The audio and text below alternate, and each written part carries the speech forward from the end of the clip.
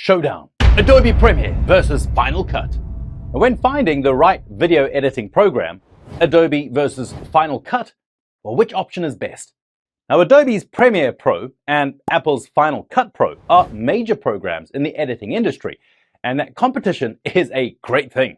But with any competition, there's got to be a winner, which I will crown today. Now, video editing is more in demand than ever before. We are long past the days of video editing as some specialized industry revolving around studios and networks.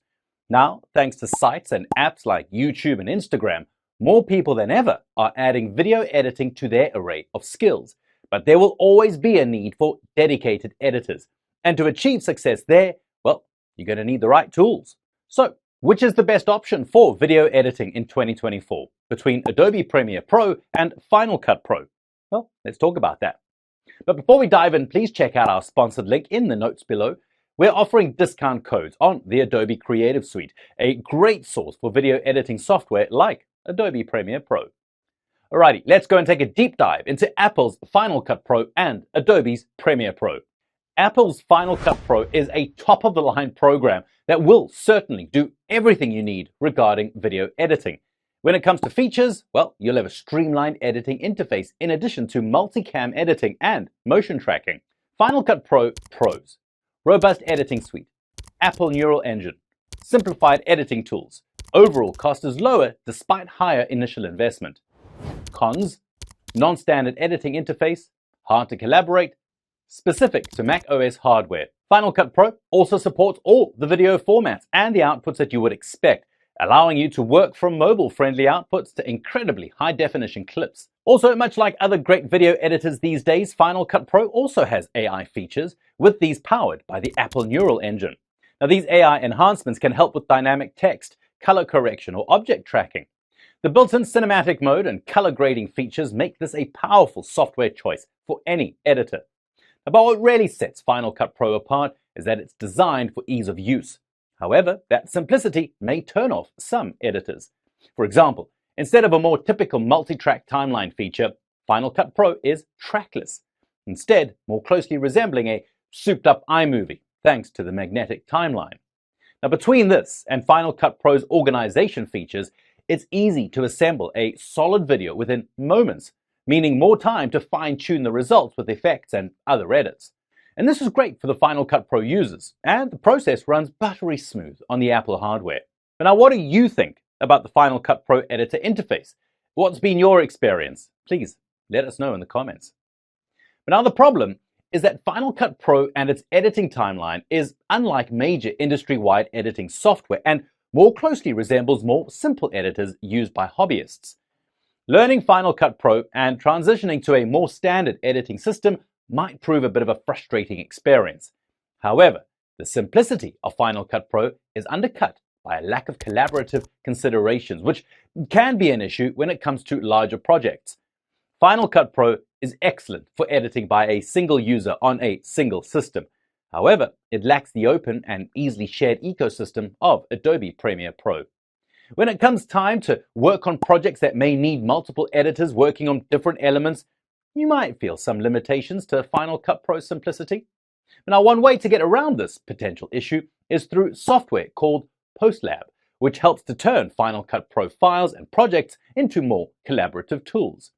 Rather than emailing XML files between users at different steps of the editing process, the third-party solution of PostLab allows multiple editors to work from the same documents. However, this also means a subscription fee. Of course. Why should you need to spend more money for collaborative tools that should come with the software? And this is a big problem, especially when I need to work with other people, and it's why I tend to avoid using Final Cut Pro for projects that require a couple of editors. This also indicates a large issue of the community around Final Cut Pro. Now, while passionate, Final Cut Pro just doesn't have the same level of community support, plugins, and documentations as Adobe Premiere Pro. Also, the project files can easily balloon to unmanageable levels, as instead of referring clips from their unique locations on a hard drive, clips are copied and imported into the Final Cut Pro document instead. This can be disabled, but it's also the default of Final Cut Pro, which was a pretty strange choice. Of course, large files Not being read from a shared drive but a local drive can be a problem, especially if someone begins an edit without checking on these settings to begin with. Of course, everything I've just mentioned may go a long way toward explaining why Final Cut Pro could be held back from wide-scale adoption by so many industries. One 2014 survey conducted by learningdslrvideo.com allowed editors to weigh in on the software that they use. Of the 22 programs included in the results, Final Cut Pro took up a respectable 20% of the results, over software such as Sony Vegas and Avid Media Composer. Now that put Final Cut Pro at second in the results. However, Adobe Premiere Pro took up a whopping 63% of those same results. While signs indicate Final Cut Pro is making a splash as an editor, it's got a long way to go compared to Adobe Premiere Pro when it comes to being adopted by the industry as a whole. In 2022, an open letter of 100 film and television experts made the rounds asking for Final Cut Pro improvements, directly to Apple's Tim Cook. Now, how often do you find yourself collaborating on editing projects? What do you look for in a program when it comes to collaborative features? Please tell us about your must-have features in the comments. Now, as for the cost of Final Cut Pro, well, that's where things get a little interesting. Compared to Adobe's standard subscription model, Final Cut Pro is a one-time purchase. The initial cost is $299, which is not an insignificant chunk of change. It might be more affordable in the long run, but there is also a caveat. You see, Final Cut Pro is locked to the Mac OS ecosystem, so unless you have a Mac, an iPad, or an iPhone to work from, well, you're not going to get any work done with Final Cut Pro. So there may be an additional investment in hardware. However, if you are already in the Mac OS family, you're back to just the single software purchase. Look, all things considered, with a simpler interface, entry-level price point, and robust suite of tools, Final Cut Pro is a strong choice for video editing in 2024. However, some limitations can be concerns, such as being primarily for solo editors and a limited hardware ecosystem. Now, if you're a prosumer, in the sense that you're an independent video producer, such as running a YouTube channel, for an example, this is an excellent fit. However, you may have some hurdles to leap for larger scale or collaborative projects. Now, if you've been following so far and like what you've seen, why not drop a like on the video? It does go a long way toward helping the channel. Alrighty, on to Adobe Premiere Pro. It's a program that is well known among video editors and in many ways is the industry standard. And if you're looking for a robust and powerful traditional editing program, you have that with Adobe Premiere Pro. Premiere Pro is versatile and collaborative, and it features cutting-edge AI technology to help streamline editing. Pros: robust editing suite with industry standard tools, Adobe Suite integration, collaboration-friendly design, extensive resources. Some of the cons: sometimes unstable due to updates, resource-intensive, subscription-based model. As an all-in-one video editing suite, there are just too many features to summarize in a video. But some of the highlights are a traditional timeline-based editing area that is entirely customizable and an intricate effects panel. As Premiere Pro is also part of the Adobe software family, that means easy integration with other helpful programs such as Adobe After Effects, which supercharges your special effects capabilities with any video editing project. Adobe Premiere Pro is also great for collaborative editing projects because it's not locked to a single operating system like Final Cut Pro. NoFilmSchool.com puts it pretty bluntly when they indicate that much of the success of Adobe Premiere is because of the ease of the handover between editors in Adobe Premiere projects, between reliable, detailed metadata, and the Simplify Sequence feature that allows editors coming into a project to easily wipe away unneeded markers to begin their portion of the edits more easily. Now, with the ease of use of Adobe Premiere Pro based around collaborative tools and essential editing functions, it's no wonder that 61% of the 2021 Sundance Film Festival selections relied on the software.